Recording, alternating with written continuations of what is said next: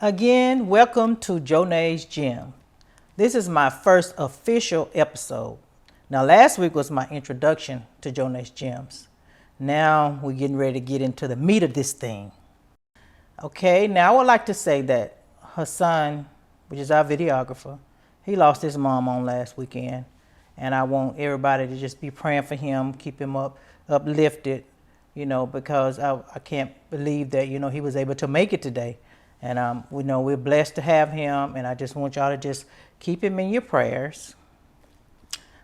Now, this is Mariayana Smith, which is my daughter. We call her Nana Boo. That's her nickname. Now, Mariana is visually impaired. And the reason I know y'all wondering why she has the shades on, because she has something they call nystagmus, which means when you're visually impaired, sometimes your eyes just kind of move back and forth uncontrollably. So, and she's more comfortable with her shades on at this time. Now, what we're going to do is kind of go into Mariana's history, kind of tell you, a little bit about her, her whole makeup of her life. Now, are you ready? Are you excited? Yes, I'm excited and I'm ready. Okay. Now, I will start by saying, Mariana, when she was born, I was 26 weeks pregnant. And she was a preemie. They had to rush me to Little Rock because, in Camden, where we were originally from, they didn't have the things they need to take care of her. So they rushed me to Little Rock.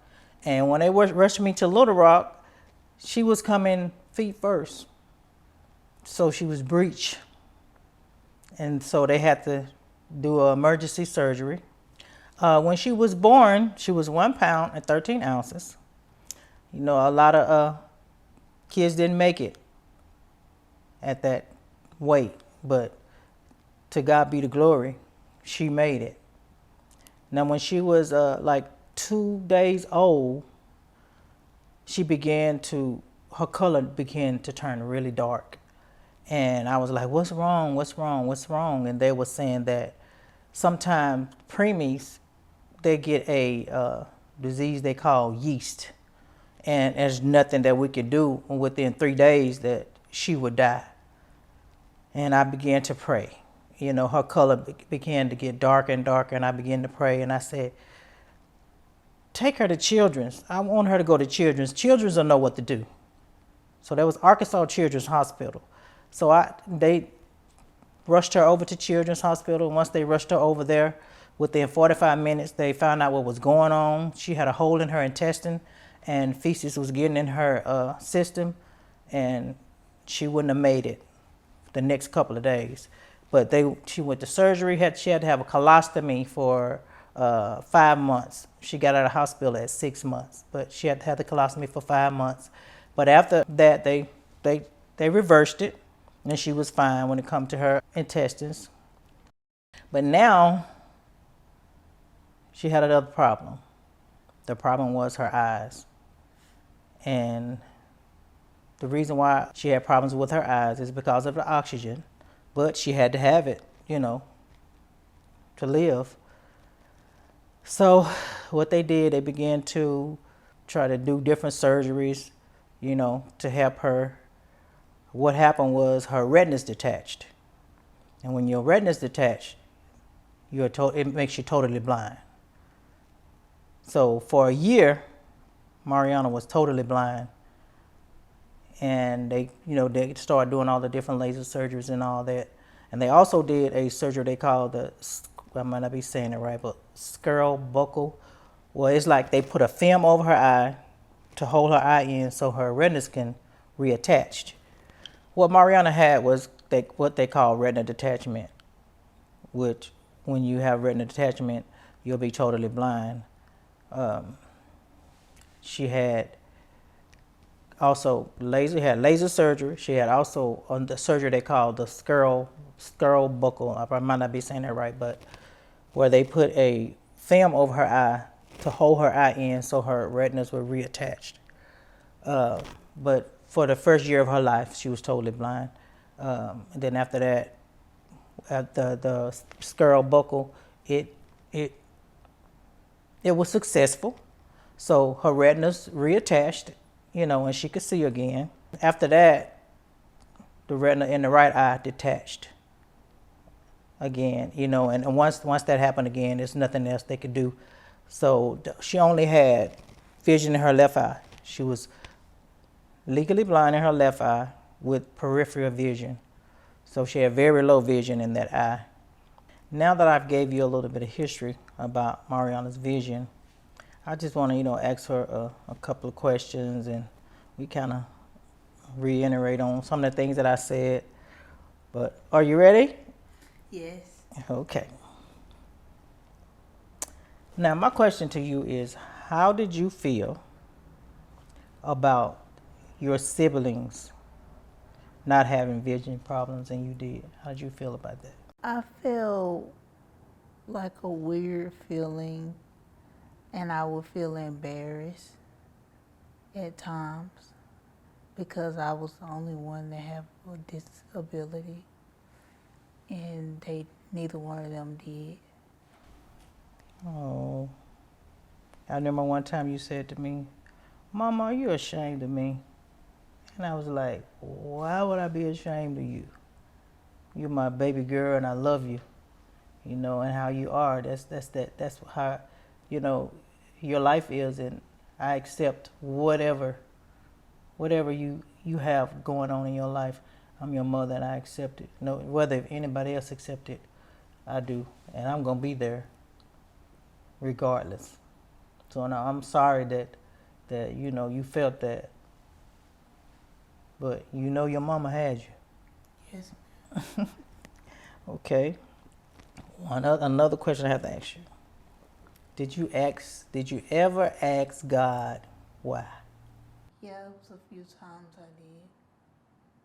And how did you feel about that? How did you feel that, why would God, what about you? Betrayed, and I asked him why. Why do I have to have a vision problem? And I prayed about it. And after I prayed about it, he told me, "My child, you are not different in my eyes. You are just like everyone else, but you're very unique." Don't have me crying on here now. No. Yeah, we're gonna mess up my makeup.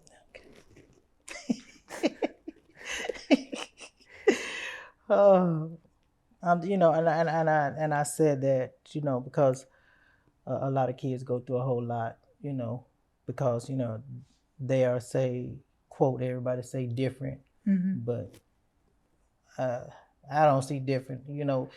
Just like you, even with your vision impairment, you taught you how to cook, clean, and do everything. I didn't limit you. I didn't care about your vision. You was not limited.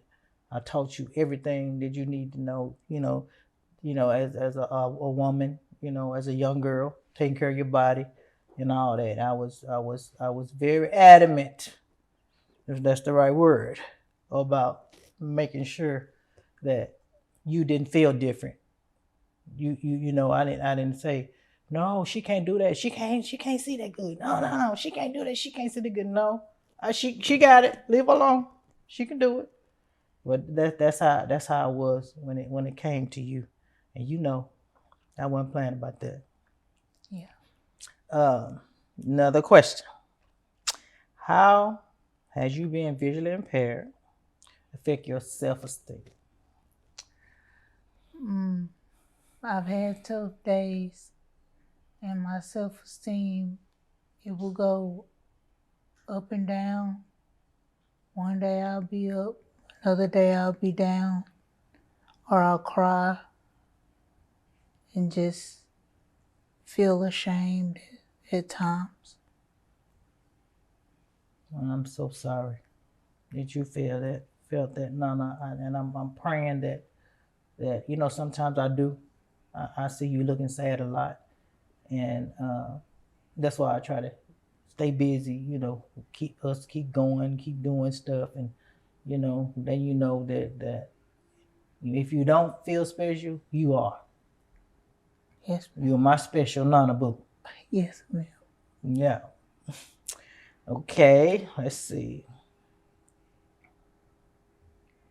Now, I remember too, as when we were at family functions, like the first year of your life. Do you remember that? Mm-hmm. And what would you be doing the whole time? Crying. Looking for you. crying.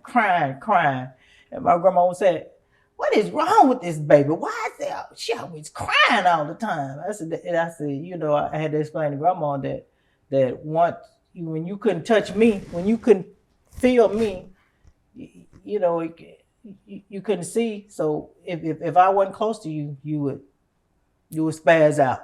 You'll be crying, but as soon as I get close to you and touch you, it's over with. But they didn't understand, that your visual impairment. Well, no, you was totally blind then. You wasn't visually impaired. You was totally blind at that time until they start, doing the surgeries and all that.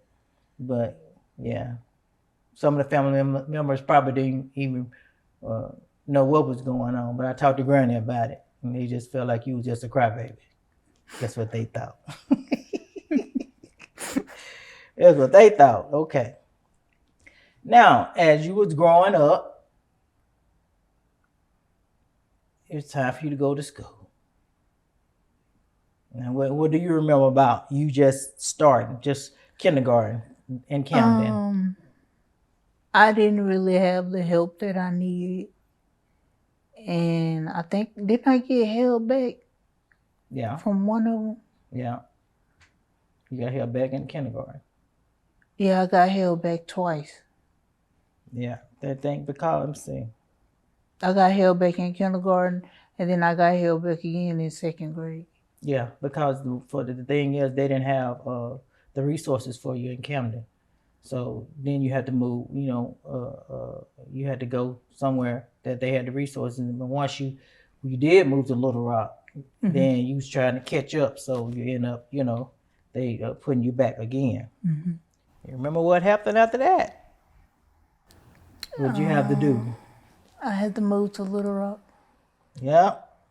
We had to make the decision for you to move to Little Rock. And we were still in Camden. So I called my cousin. I said, Riri, I said, Nana is getting behind and she has to go to the school for the blind, Arkansas School for the Blind and Visually Impaired. And we need her to come to Little Rock, but we're not going to be able to move until the beginning of the year. And she didn't exchange no words. She was like, yes, okay, yeah, she can stay with me. And I was so blessed to have a cousin. Her name is Shui Abston, to agree to letting she didn't even have kids, and she was going to let my child come and live with her. And I was just blessed, just to have family that loved me that much to let you, come and live with them. And she don't understand what a blessing that was. That was your start. She was giving you a chance. And I'm thankful for that. Mm-hmm. Now, remember, let's talk about you having to get on the coach bus. Go ahead. So I would stay at the school at the dorms for a week. And then Friday afternoons, I would take the coach bus to Camden, Arkansas. And Sunday evenings, I would take the bus back to Little Rock. And at first, I was nervous for taking the Aero Coach bus because I had not only blind and visually impaired students on the bus, but also deaf students rode the bus. Mm-hmm. And have deaf and impaired, hearing impaired students. Okay. So how you feel about leaving your mom? Oh no, I ain't gonna say your mom. How you feel about leaving your family? I was sad a lot, and my feelings was hurt. And these were one of the times when you asked me earlier, did I say why me? This was one of the times, because I was so used to being in the household with my mom, my dad, and my siblings. Okay. But you got through it, right? Yeah, I got through it. Got through it. Now, I got one question, too. How was it different living in a household with my cousin and, and my auntie, my Aunt Linda, she was, she helped as well. What was the difference in the two households? Well, my cousin Cherie's household was a little more stricter than Aunt Linda's household. Like, I would have to go to bed at 9, but to this day, I thank her for having the strictness. When I was younger, I was mad about it. Mm-hmm. But I thank her and Aunt Linda, because Aunt Linda taught me stuff as well. And they taught me my manners, and they didn't treat me any differently.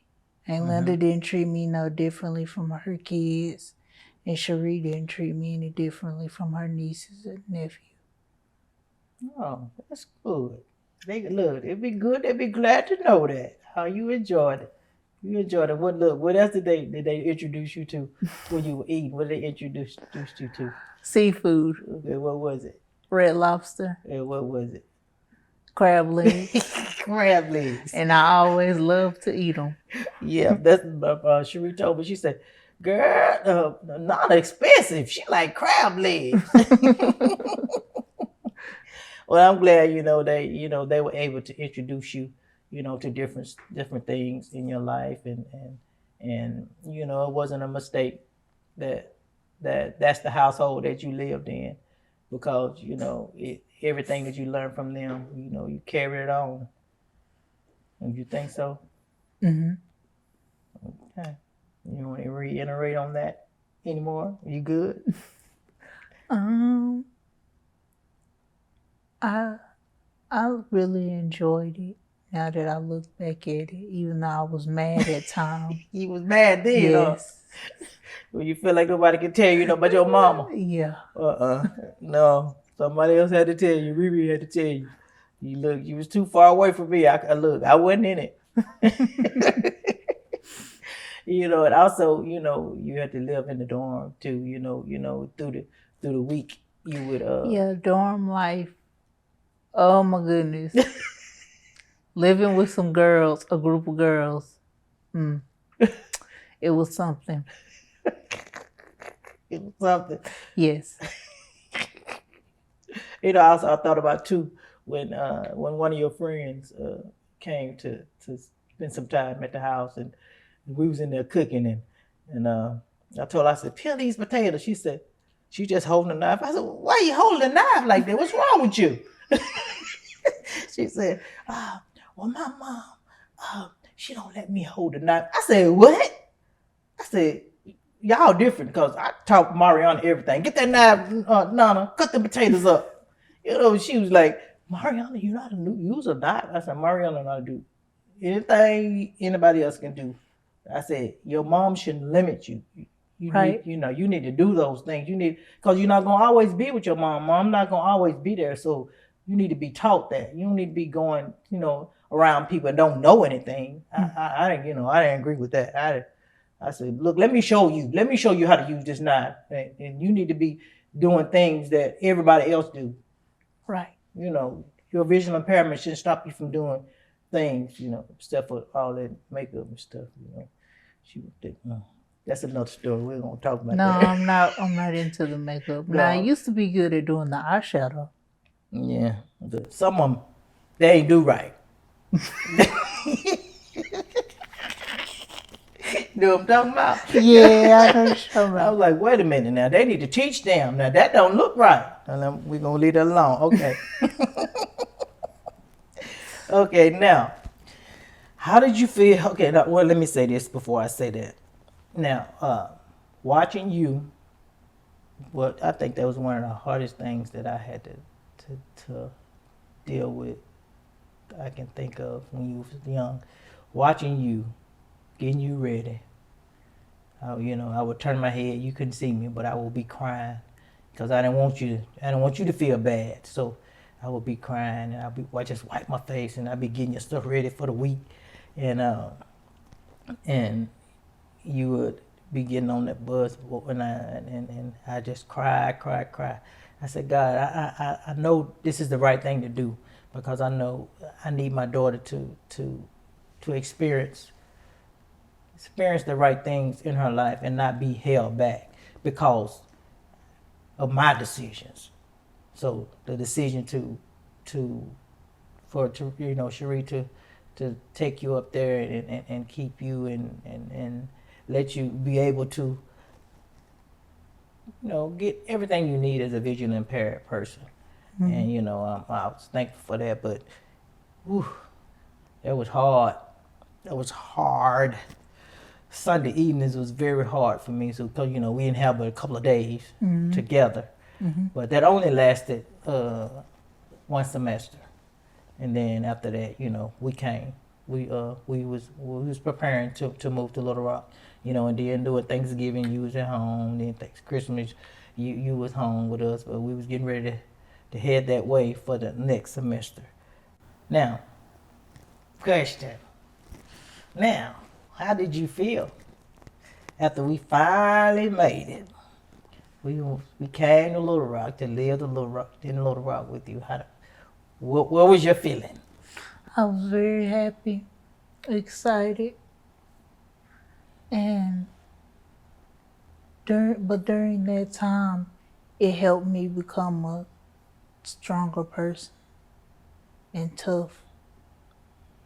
All right. Help you out there, huh? Mm-hmm. Well, good. That's good. And when Cherie and Linda see this episode, and I really hope that they will be very happy to know, because you never said anything to them about that, have you?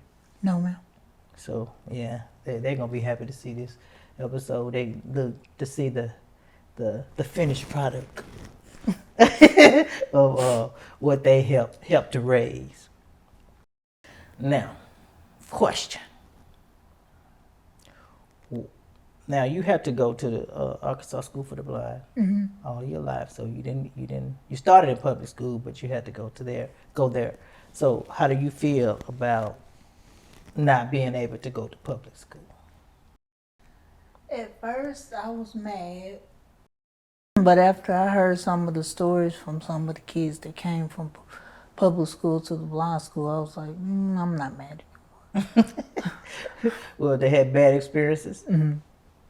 What kind of experiences did they say they had? They either got bullied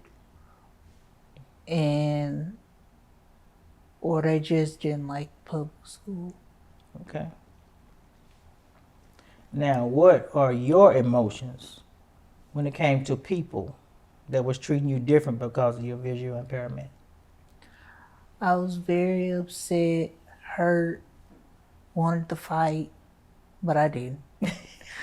No, I don't remember no fights. I remember some things, but I don't remember. I ran from confrontation, so. Good. You want to fight? I ain't never heard you say you want to fight none. Have you ever had a fight anyway? Who you have a fight with? It was when I was over Nana's house that time, when even Tutu helped raise me as well. Yeah. Me and Tonio was fighting one time, and Tonio ain't gonna hurt you. Tonio ain't gonna. He gonna let you win. He gonna let you win. Every time. Now, when you were 16, and the boys was grown, they was living out on their own. I got a divorce and moved to Atlanta for a fresh start. How did you feel about that? How did you feel about the divorce? Oh, I was hurt.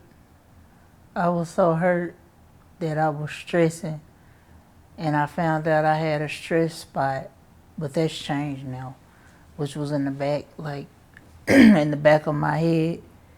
It would look like somebody just took some not a razor, some clippers, and just cut across the back of my head. So that was like a stress point for you. Yeah. You and since you said that, I thought about too. When my dad died, me and my brother both, we had like in the top of our head, he had like the high low, you know, the real tall hair, but nobody knew. Off in the inside, it was like clear spots, like the back of your hand, just clear spots in his head from when Dad died, and I had one too.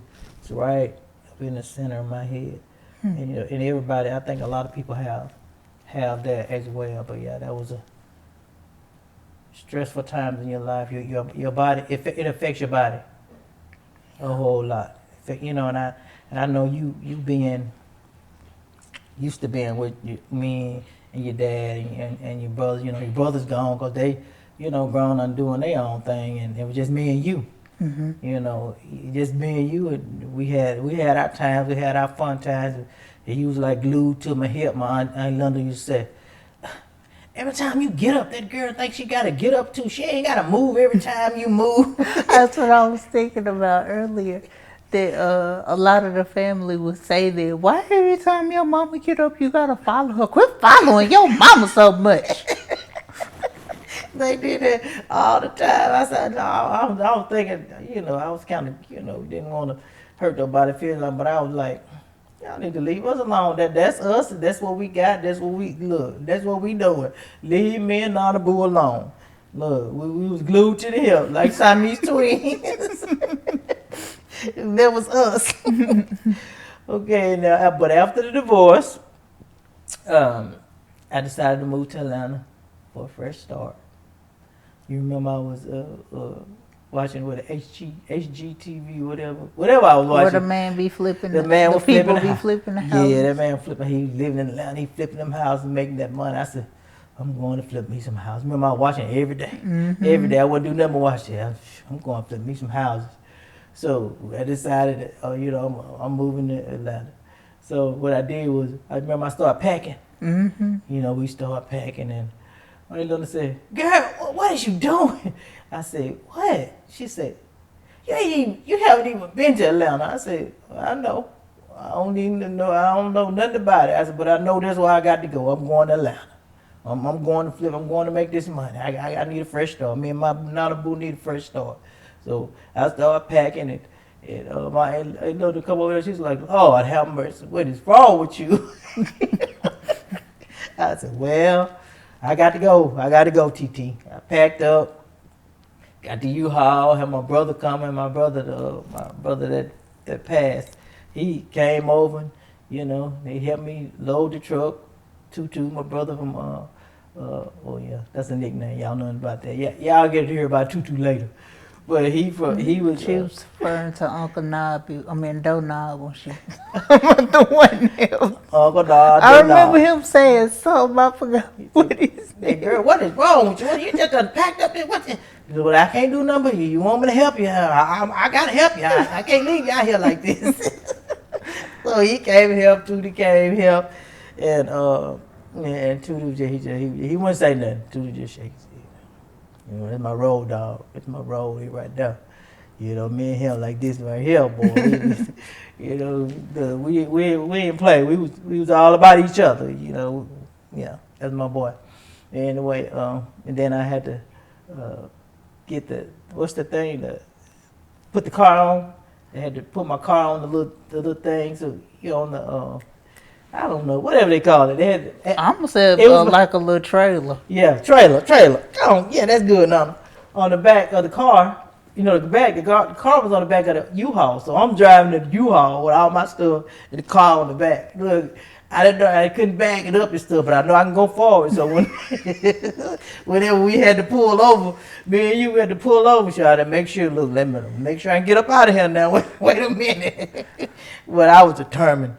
You know, to start over and get a fresh start, you know, for us. I was determined to do that. Now, when we made it to Little Rock, I stayed with my cousin. We stayed with my cousin Carol Stevens. Thank you, Carol. I had to look. You had to get them shout outs. We made it to Little Rock. I'm sorry. I'm sorry, no. Oh, Atlanta. Her mind I'm going too today, much. Lord.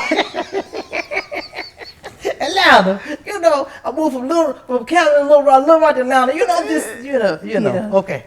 Anyway, Carol let us, stay in her home for a couple of months after that. We got our own, and and then you had to go to the Macon school. The doggone Georgia Academy for the Blind. Yeah, I remember this school. Okay. Now again, even though you was young the other time, you're like 6 years old, but now you 16, so it wasn't that hard for me to let you go. Because we stayed in with Jonesboro, you had to go to Macon to school, and you stayed in the dorms all week, and then you come home on the weekend. And it wasn't that hard for me because you was older, you was good. I thought you was good. I thought you were good. Yeah. Anyway, I thought you was good. But yeah. Now talk about that. Just tell me your experience at school for the blind and Macon. When I first got there, I was nervous, meeting new people, and having to deal with another new experience. Because it wasn't just only for the blind and the visually impaired. It was also for the special ed too, because it was the special needs too. And that's why it was called Georgia Academy for the Blind. Okay. And I ran into a few knuckleheads that was a bully. My mama couldn't. One of the times my mama couldn't take me to the bus. Every Sunday she would get out, take me to the bus, and tell everybody hello. Yep. But it was something that happened, and she said, "Oh no, I can't take you to the bus. I'ma drag them off that bus." Yeah, I said, "Okay." It was this girl that was giving her a hard time. Yeah, she was bullying me. Yeah, and I just, she did. Hey, you was the new kid on the block. Yeah. Now the new kid on the block. That's what happens. You know, they get a little jealous and thinking you're gonna take that man. I don't want your man. They ain't even together to this day. Yeah, you're gonna treat you like that and do you like that, and that ain't even together anymore. Anyway, so yeah, and it was a guy that also bullied me as well. He was getting in the business and then he was mad at me too because he wanted to talk to me, but I didn't want to talk to him. He's just gonna make you talk to him. He's gonna get mad at you, huh?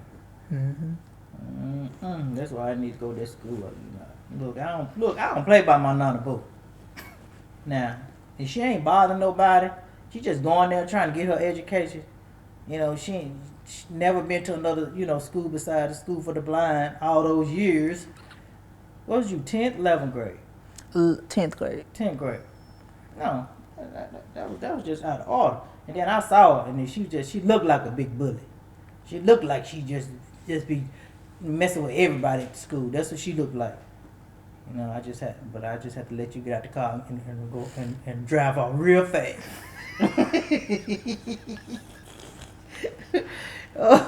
Now, but you did meet some, your best friend right now.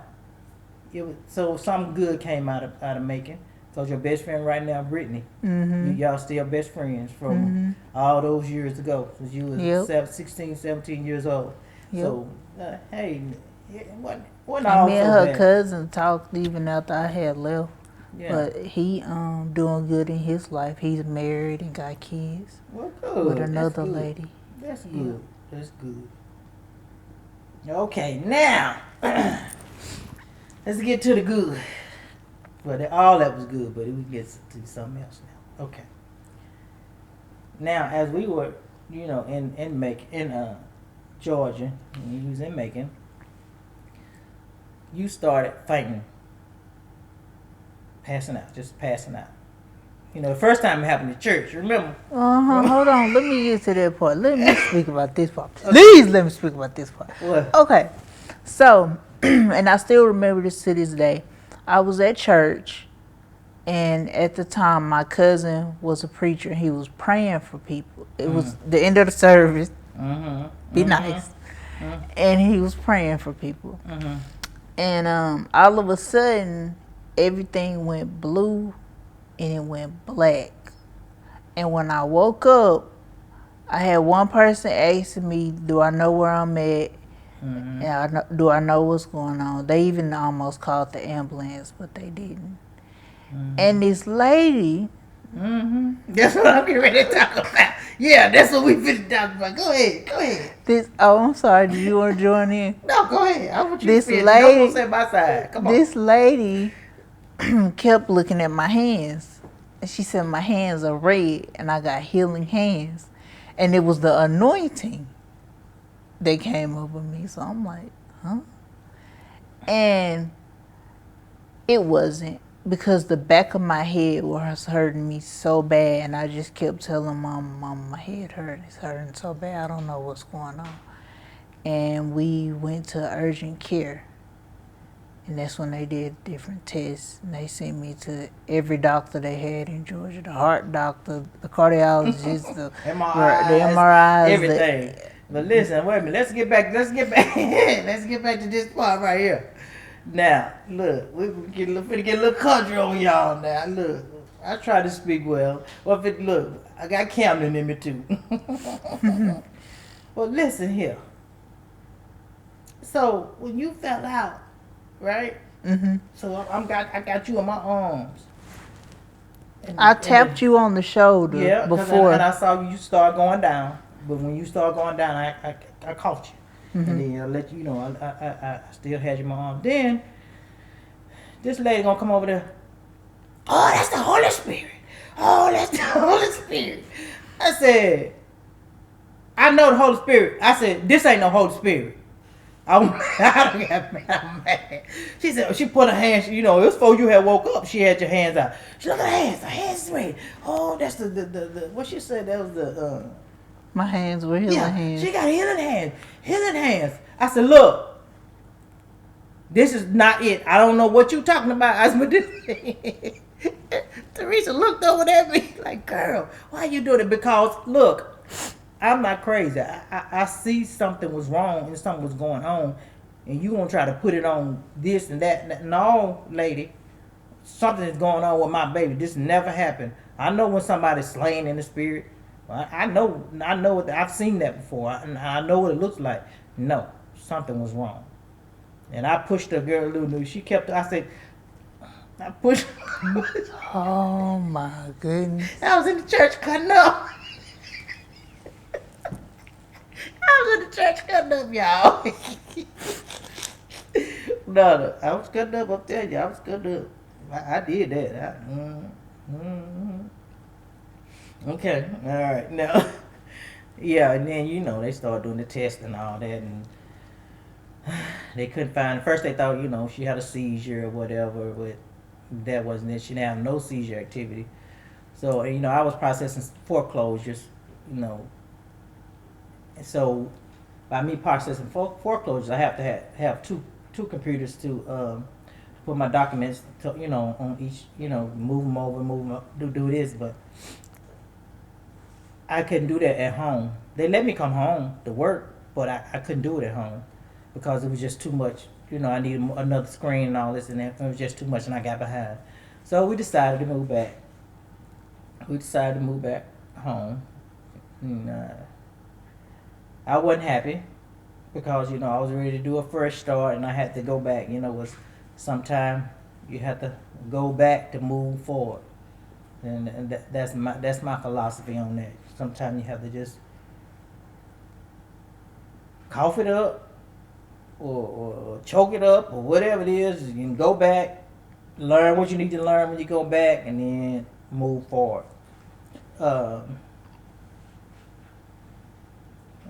Now, what's the great thing about And also, and I have to say this too, that I was still, in contact with her father, and we just decided even we was gonna try to reconcile or whatever when I got back, and I thank God that I did go back because it was some things transpired between me and him to know that to close that chapter and quit.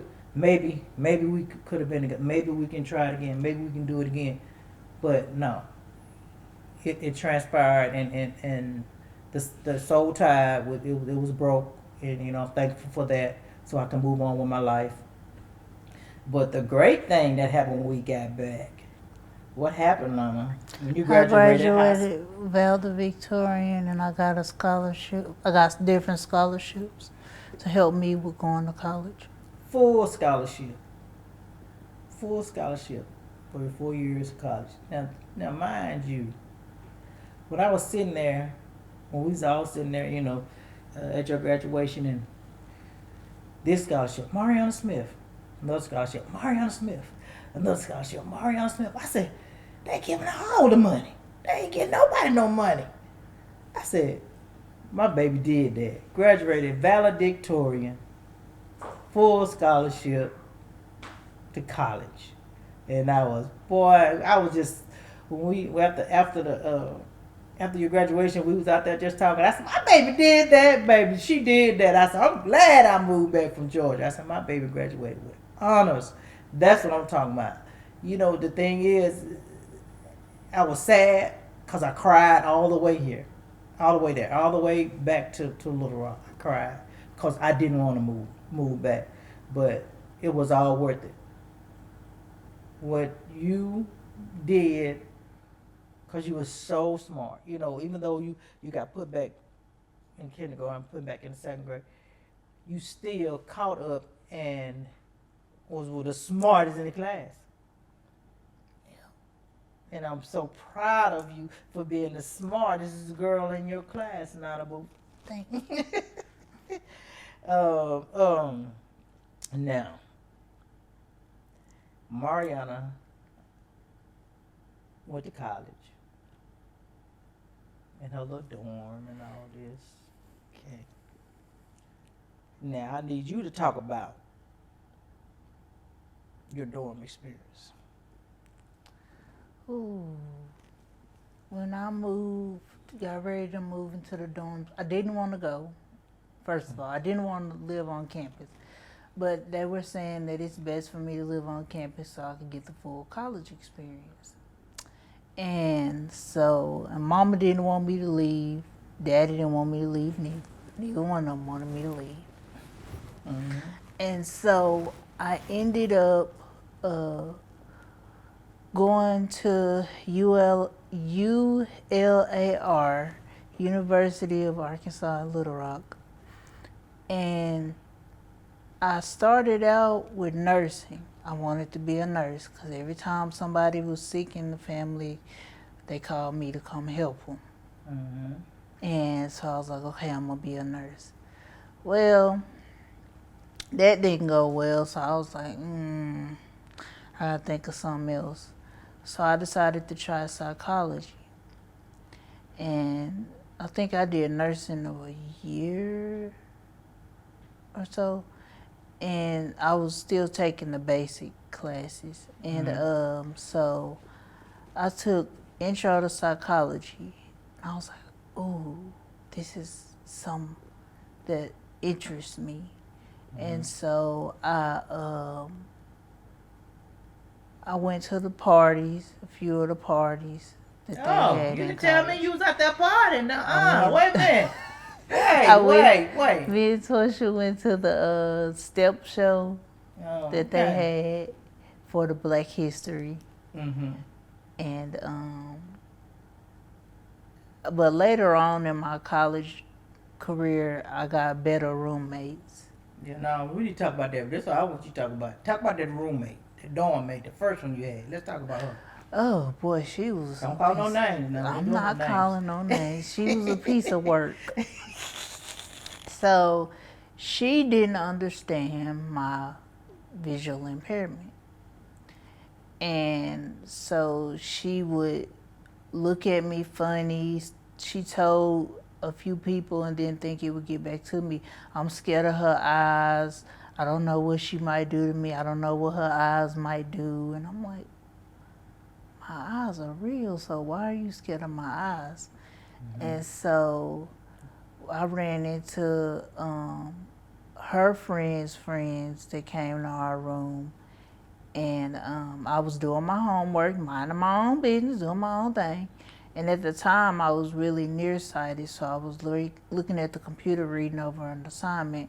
And this guy came up to me and turned his head, and he's like, "Why your eyes like that? Why you this? Why you that?" And I ran, and another girl did too, and I found out later that the girl had kids. And so I went out and sat out, and I just cried. And Leslie, I think she came out. She was like, "What's going on?" And I told her. So I started staying in her room with her and her roommate. When room inspections would come around, they would push the other mattress under the bed so nobody would know. Then I slept on the floor a few nights, and they told Mama when she came to visit one day, she was like, "You slept on that hard floor?" I said, "Yep." Yeah, just so I wouldn't have to go in that room. Oh, and I didn't tell her she was watching AJ. Poor AJ, I think she would have drug him out the house. Yeah, ooh, I was hot about that. You know I was hot about that. You up there trying to get your education. You know, you beat the odds, visually impaired, going to college. And then somebody would treat you like that. And I was really upset about that. You sleeping on that cold floor, all that stuff I brought up there to make sure you good, and then I said, you can't let nobody do you like, I don't went out now. You can't let nobody do you like that. What's wrong with you? You remember I told you that? Yes, ma'am. You got to stand up for yourself. And the crazy part is, every time she'd get locked out, she'd come to me. She get locked out and you over in somebody else's room, but you supposed to be. She'd get locked out in the room, and there was one time, Leslie's roommate was like, "Where you going?" I was like, to unlock the door for the person. And you still being nice and sweet to her. Yep. She had a whole dorm room to herself. But that's that sweet Nana. That's that sweet Nana. Cause she just stayed out the door with me. She just stayed out. She would stay out the door. We took a class together. We took sociology together. Mm-hmm. And one of the times she came and she was like, "Can you unlock the room door when you come back?" I was like, "Sure." Said, "No." What you say? Sure. You did me like that, and your friends, and you didn't tell your friends don't do your dorm mate like that. Okay. Let's not talk about it. I might get a little upset. Okay. Question. What's the one thing that you wish you could do? Drive. I really got two. Okay, what's the two? See, the first one is drive. The second one is see out of both my eyes. Okay. All right. Now do you trust and believe that can happen to you? Yes. Okay. Speaking of driving, can I mention something? Okay, go ahead. We brought up her brother earlier, Tutu. So he taught me how to drive. And I looked at him, I said, "You gonna do what?" I was like, "You know how I see, right?" He's like, "Yeah, but I'm still finna teach you." He taught me how to drive his, I forgot what kind of car it was. It was the car Big Man used to have when it was all gray. He taught me how to drive the car. He told me to drive around the puddle. It was in Camden, and I done it. And I drove around a couple of times. He taught me and Tonio, he taught both of us how to drive. And so he was like, "You can drive, you just got to take your time." Right. And so one day, later on, we was at a family gathering, and I asked Mama, could I drive her Charger? And her Charger, oh my goodness. Yeah. We got a little backstory about the Charger too. Her tent was so dark. Oh my goodness. Look, and I was like, they was like, "You gonna take that girl driving?" Your dad, "You sure you won't do that?" I said, "Yeah." Woo! That was a boy. I was so nervous, boy. I was shaking, boy. I said, "Look, you can't hit it that hard. You got to do it real easy, girl. You was trying to hit it hard. Like, wait a minute, wait a minute. I was so nervous, boy. I was just sweating. I was like, we ain't doing that no more." She thought I was going to hit the people car at the yard. Slow down. I said, Mama, I'm not even going fast. So when I got out the car, everybody thought it was Mama getting out and it was me, and they looked. Like, yeah. Woo! When I was wiping sweat, I was wiping my sweat. Okay. Okay. What? Here In we Georgia, go. you used to get in trouble for your car. Oh yeah. Police keep stopping me like think I was somebody. I don't know who they thought I was. Try to tell me I need to take my tent out. Look, this tent. No sir, I'm not doing that. So they still kept they didn't make me just take it off, but they kept stopping me. Just kept stopping me.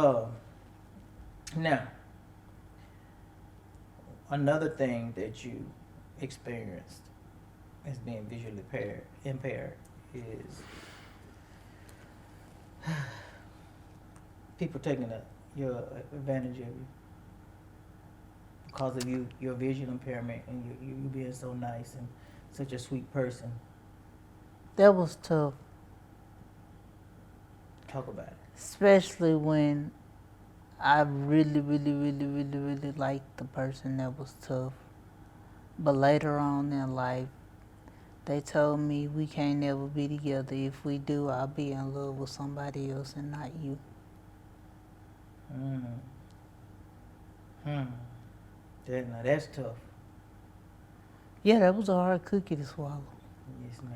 But I learned the truth. You didn't tell me that. You didn't tell me he told you that. I'll tell you I later can't who told me. Look, I can't. Look, some battles, I have to let you fight your own. I'll tell you Some of them later. might want to fight for you. Oh Lord, I'll tell you later who it was. You're gonna be shocked, but I'll tell you later who it was. Okay, yeah. We gonna look. If she ain't told me, she ain't finna tell y'all. Okay. And it was like, why would you do this to me? Like, what did I deserve for you to do this to me? But I learned from those experiences that I deserve better. Right. And I'm gonna get better. Right. And that it's not all about that when it comes to trying to be in a relationship or find a relationship. Right. Can we go a little deeper? You know me, I'm very transparent. That's just who I am. This podcast is to help other people with visual impairment. I'm not gonna go deep. Not gonna just go visually deep. impaired. Just a little bit. Everybody now, because everybody got something going on. Right, yeah. Now, that's true. Say that again. Say it again. Everybody has something going on. It can be seen or unseen. Right. That's true. This episode is gonna help a lot of, visually impaired people, other people, just like you said, because we all have things going on. But the guys, two guys that took advantage of your kindness, start messed up. Your credit got messed up. Self-esteem got messed up again too. Yeah. And I imagine, tell us about that. So, Your self-esteem, my self-esteem, it was good. It was medium. But when that happened, it just started going down and it got very, very low again. You started not feeling good about yourself. And I started not feeling good about myself again. Yeah. Well, we got your credit back. Is back established. And I told you, I said, that is a what they call it when you take advantage of a person with a disability. It's a crime that guy he could be responsible for all that stuff that's on your credit. But what did you tell me? told you no. Mm-hmm. What did you say? You was gonna go on and pay it? Yeah. Tell me what you told me. Do you remember? I said no, that I was going to pay it and get my credit back good. And then you said because what? Remember you said it was my decision, and I did it, so I gotta. Oh, I said that it was, what is the saying? I said that it was my decision, so I had to suffer the consequences or something like that. I said. Yeah, you need to be responsible. And I said I need to be responsible. But I didn't agree with that. I didn't agree with that. I thought that he should pay. But that was your decision. So I just left it alone and let you just help you figure out how to start paying it off. And got it all paid off for like one thing. You got one thing left. Mm. But at the end of the day, your credit it's better. And I know that's an experience. I can't stop every experience that you have to deal with, but I can do my best. Because you have to learn. Like I had to learn everything. I had to learn. The things that I went through. Mm-hmm. My mom was trying to keep me from. Mm-hmm. Your daddy for one, but she couldn't. Mm-hmm. So hey, I had to experience that. So I'm thankful for my experiences, your experiences. It make us who we are right Mm-hmm. now. Mm-hmm. Now we're just gonna talk about. We're almost at the end, so we just want to talk about your vision today. Now, a couple of years. Remember this. Now, a couple of years, your vision began to fail, Yeah. and you were. If you didn't have the surgery, you would have been totally blind. Mm-hmm. Your Pressure yeah. got too high. Yeah, go ahead. You can talk about it. My pressure got too high. I would, when I would look at the lights in my apartment that I had at the time, I would, it would be like a glare on them. Mm-hmm. And I didn't know at the time that was because my pressure was really high, and I would see blue and yeah. So about your pressure being high, the higher your pressure go up, the less your vision start deteriorating. So, Mm-hmm. Mm-hmm. and I know now, that was that's really hurtful, to me because all the things you've already been through with you being you born early and colostomy, the vision problems and all that, and then now at 28, 29, 28, 27, 28, you having vision problems again. Mm-hmm. But Dr. She did the surgery. Put a tube. Yeah. Tell her what they did. Tell her what the they tube helps me drain. Can I mention my surgery? did. The tube that they put in my eye helps the fluid drain so my pressure don't be so high. And so when I was having the surgery, she thought she would have to put me under general anesthesia, but I was wide awake. Yeah, something wrong. It's weird, dog. What? I told her, I said, you did what? Wide awake, have surgery. Just numbed it a little bit. Oh my goodness. But you know what? They said premiums are very strong. I believe it. I can believe that. But the surgery went well, and her vision it deteriorated. It didn't get better, but it didn't continue to deteriorate. So now her vision is, kind of worse than what it was, but she stopped it. She stopped it, her from going blind, and I'm thankful for that. Sometimes, she got to, I have to sight a guide her. I don't know. Tell them what that means. Sight a guide. Everybody don't know what sight a guide means. Sighted guide is when you either grab the person's elbow or their arm or wrist, and they guide you around to wherever you need to go. Yeah, because it hurt my feelings when your visions. I was like, girl, I know you see that. Just like, Mama, I really don't. I was like, oh, I'm sorry, I forgot. We always kidding, we always having fun. We try to keep upbeat. Nana had her sad days, and I'd be like, girl, you look like you done lost your best friend. She's still here. We do that. We just, try to keep a level head and try to keep each other encouraged. And that's what we do. And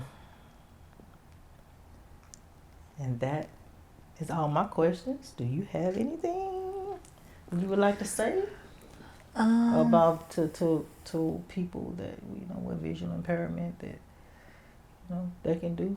Go ahead. Well, I was saying that anybody that has any disability, to never give up. Even if you don't have a disability, never give up, because you never know what you could show somebody, and you always learn something new every day. And even though I have my struggles or the struggles I had in my past, I still push through and I never give up. Okay, Nana, okay. Tell them, girl. They don't know it. They don't understand. Now, as everyone knows, some people know, some of them don't, that the last 3 years, Mariana has suffered from mental illness, and that'll be the next episode that I have with her. But we had to start with the visual impairment because that's her life. That's what she's dealing with and going to have to deal with for the rest of her life. But we praying and we trust in God that no matter what she and I have to go through, that we're going to get through it. We're going to make it. It doesn't matter because we hold each other up. When I see her down, I'm going to say something. She see me down. Ma, you all right, Ma? Ma, you all right? Hey, we all have our times, but I'm just thankful and blessed to have my baby girl. And what do you guys say about your mama? Tell me what you want to tell them about your mama. That I'm proud of her. Like, even though she had some struggles in her past as well, she's become a better woman, and she's taught me a lot. And I think that you're doing a great job. Am I doing a great job? Yes, ma'am. Did I do a great job with you and your brothers? Yes, ma'am. You think so? Mm-hmm. And that's going to conclude our episode. And I would like to say to all everyone, like, subscribe, share, comment. I'm gonna look as long as I can get the time. I'm gonna reply to your comments. The introduction episode had a lot of comments, but I got all of them. But I'm just thankful just to be in front of you, and I will be, we'll have many more episodes to help you to push to your destiny, to your purpose. Give me a hug, Nana. Thank you. I'm so proud of you. You did a great job. I love you too, baby. You did too. Thank you, sugar.